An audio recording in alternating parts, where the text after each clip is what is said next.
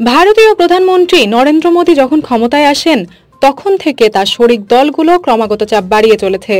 মোদীর নেতৃত্বাধীন ভারতীয় জনতা পার্টি বিজেপি সরকার ক্ষমতায় আসার পর থেকে বিভিন্ন বিষয়ে শরিকদের মতামত চাহিদার প্রতি বিশেষ গুরুত্ব দিতে বাধ্য হচ্ছে।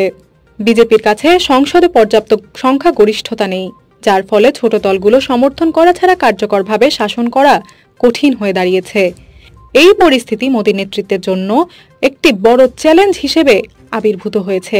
শরিক দলগুলোর এই চাপের মূল কারণ হলো তারা চায় সরকার তাদের এই স্বার্থ ও দাবি দাওয়াকে বিবেচনায় নেবে। কৃষি আইন, নাগরিকত্ব সংশোধনী আইন এবং অন্যান্য বিতর্কিত সিদ্ধান্তে শরিকদের মতামত ও সমালোচনা গুরুত্ব পেয়েছে।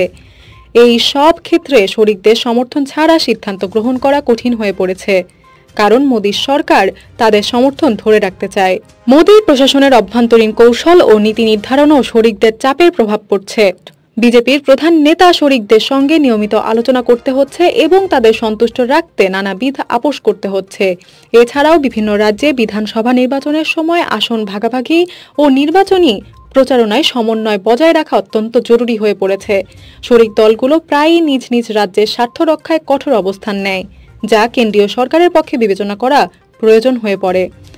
মোদীর সরকারকে এই সব চাপ মোকাবেলা করতে গিয়ে বিভিন্ন ক্ষেত্রে তাদের নীতিগত অবস্থান থেকে সরে আসতে হচ্ছে।